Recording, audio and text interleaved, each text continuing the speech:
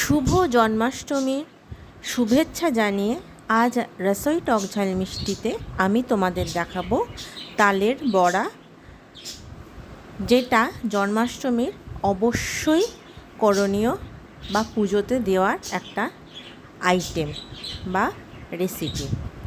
তালের বড়া করার জন্য আমি এখানে একটা ছোট সাইজের তালের শাঁস বার করে নিয়েছি।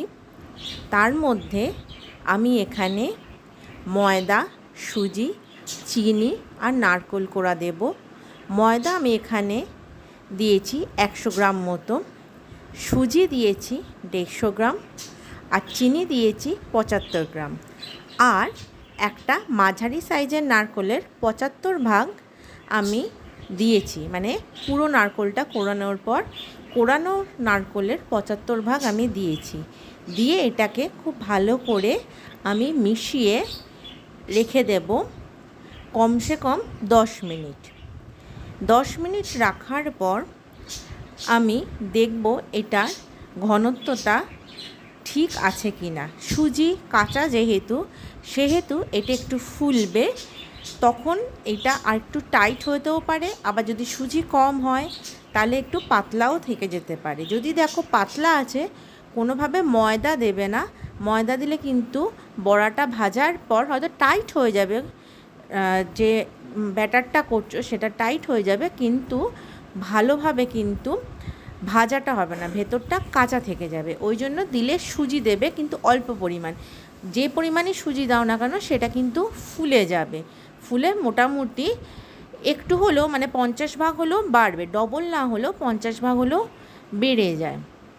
সেই কারণে বুঝে সুজিটা দেবে। আমি এটা মাখিয়ে রাখার পর আমি দেখলাম যে এটা আমার ব্যাটারটা একদম পারফেক্ট তৈরি হয়েছে। ব্যাটারটা হবে যেরকম আমরা বেগুনি করতে গেলে বেসনটা গুলি, সেই রকম ঘন থকথকে হবে, যাতে একটা বড়ার মতো বা বড়ির মতো দিলে যাতে ফেটে না যায় বা ছড়িয়ে না যায়, জল না কাটে, সেটা দেখতে হবে। এবার আমি গ্যাসে তেল বসিয়ে দিয়েছি, অবশ্যই সাদা তেলে এটা করতে হবে। সাদা তেলটা গরম হয়ে গেছে। এবার আমি প্রথমে একটা বড়া ছেড়ে দেখব। দেখো বড়াটা ছেড়ে দিয়েছি, দেখছি একটুও ছেড়ে যাচ্ছে না, একদম পারফেক্ট হয়েছে। যদি ছেড়ে যাওয়ার হতো তাহলে পুরো ছেড়ে ছড়িয়ে যেত। সেটা যখন হয়নি, তার মানে এটা পারফেক্ট গোলাটা হয়েছে। এই জন্য আমার আর কোনো কিছু উপকরণ মেশানোর আর দরকারই হবে না। এবার আমি একটা একটা করে এরকম আস্তে আস্তে করে, যেভাবে ফুলুরি বা বড়ি দেওয়া হয় সেইভাবে দিয়ে একটা একটা করে ছেড়ে দেব গরম তেলটার মধ্যে। তেলটা কিন্তু প্রথমে গরম করে নেবে হাই ফ্লেমে, তারপর যখন বড়া ছাড়বে তখন সেটাকে কিন্তু একদম লো ফ্লেমে করে নেবে, নিয়ে বড়াগুলো ছাড়বে। তারপরে কিছুক্ষণ পর, মিনিট 2 পর আস্তে আস্তে যখন দেখবে বড়াগুলো ভেসে উঠছে, তখন ফ্লেমটাকে মিডিয়াম করে দেবে। মিডিয়াম ফ্লেমে তখন বড়াগুলোকে ভাজতে হবে। কোনোভাবেই হাই ফ্লেমে বড়া ভাজবে না, তাহলে বাইরের কোটিংটা লালচে হয়ে যাবে আর ভেতরটা কাঁচা কাঁচা থেকে যাবে, তাহলে কিন্তু খেতে একদম ভালো লাগবে না। সেই কারণে এটা কিন্তু মিডিয়াম ফ্লেমেই খুব ভালোভাবে করতে হবে।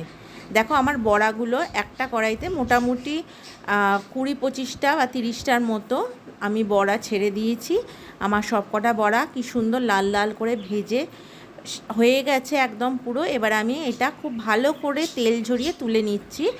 অবশ্যই তোমরা এটা কিন্তু একটা ঝাঁঝরির করে একটা ঝুড়ি বা মানে যেটা নেটের ঝুড়ি হয় সেই রকম একটা ঝুড়ি বা ঝাঁঝরিতে তুলবে, কেননা তালের বড়া তোলার পরেও কিন্তু যত ঠান্ডা হবে তত তেল ওর থেকে বেরোতে থাকবে, কেন প্রচুর তেল টানে, আর তেলটা কিন্তু বেরোতে থাকবেই যত ভালোভাবেই তেলটা ঝরাও না কেন। এবার এটাকে আমি তুলে নিলাম। আমি তোমাদেরকে দেখাতে ভুলে গেছি যে আমি ঝাঁঝরিতে তুলেছি। আমি একদম ডাইরেক্ট তোমাদের সার্ভ করে দেখিয়ে দিলাম। দেখো কীরকম সফট আর তুলতুলে হয়েছে, ভেতরটাও একদম সুন্দর কুকড হয়েছে, কোনো কাঁচা ভাব নেই, একদম সুন্দর হয়েছে। মিষ্টির পরিমাণও ঠিকঠাক। তাল কতটা মিষ্টি সেই অনুযায়ী কিন্তু চিনিটা একটু দেবে, কেননা তালটা একটু মুখে দিয়ে দেখে নেবে তালটা স্বাদটা মিষ্টত্ব কিনা। যদি দেখো তালটা একটু মিষ্টি মিষ্টি আছে তাহলে কিন্তু চিনির পরিমাণ কম বেশি করবে, বা ব্যাটারটা গোলার পর সেটাও কম বেশি চিনিটা করে নিতে পারো। তাহলে দেখলে তালের বড়া।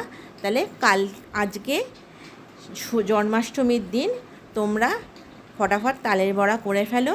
আর তাল ছাঁচার পদ্ধতি আমি আগেই দেখিয়েছি, আমি এটার লিঙ্ক দিয়ে দেবো তোমাদের, আবার তোমরা দেখে নিও। বাই বন্ধুরা। আর প্লিজ আমার চ্যানেলটায় কমেন্ট করো আর শেয়ার করে দিও। Bye bye.